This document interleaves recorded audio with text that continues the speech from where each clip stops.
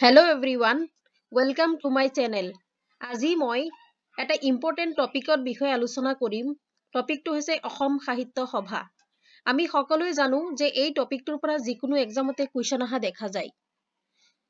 অসম সাহিত্য সভাৰ পূৰ্বৰ নাম আছিলে অসমীয়া ভাষা উন্নতি সাধনী সভা বা অসমীয়া লিটাৰেৰী ছ'চাইটি আৰু বৰ্তমানৰ নাম হৈছে অসম সাহিত্য সভা। অসম সাহিত্য সভাৰ জন্ম হৈছিল 1917 চনৰ ডিচেম্বৰত আৰু ইয়াৰ উদ্দেশ্য আছিল অসমীয়া ভাষা সংস্কৃতিৰ বিকাশ আৰু প্ৰসাৰ কৰা।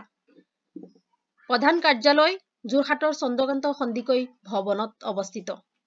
অসম সাহিত্য সভাৰ প্ৰথম অধিৱেশন হৈছিল 1917 চনৰ 26 ডিচেম্বৰত শিৱসাগৰ জিলাৰ জেৰেঙা পথাৰত আৰু প্ৰথম অধিৱেশনেৰে সভাপতি আছিল পদ্মনাথ গোহাঁই বৰুৱা।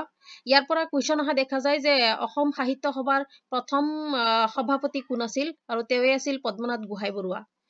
আৰু অসম সাহিত্য সভাৰ প্ৰতিষ্ঠাপক বা প্ৰথম সভাপতি শৰৎচন্দ্ৰ গোস্বামী।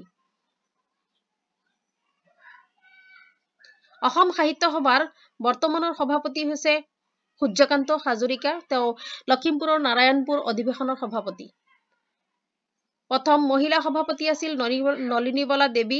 তেওঁ 1955 চনৰ যোৰহাট অধিৱেশনৰ সভাপতি আছিল। অসম সাহিত্য সভাৰ আদৰণি গীতটো হৈছে চিৰ চেনেহী মোৰ ভাষা জননী আৰু ইয়াৰ ৰচক হৈছে মিত্ৰদেৱ মহন্ত। এই সভাৰ লোগো বা প্ৰতীকটো আঁকিছিল যুগল দাসে আৰু এই সভাৰ অসম সাহিত্য সভা পত্ৰিকা নামৰ মুখপত্ৰখন 1927 চনত প্ৰথম প্ৰকাশিত হৈছিল। বৰ্তমানৰ উপসভাপতি হৈছে মৃণালিনী দেৱী আৰু সাধাৰণ সম্পাদক হৈছে যাদৱ চন্দ্ৰ শৰ্মা।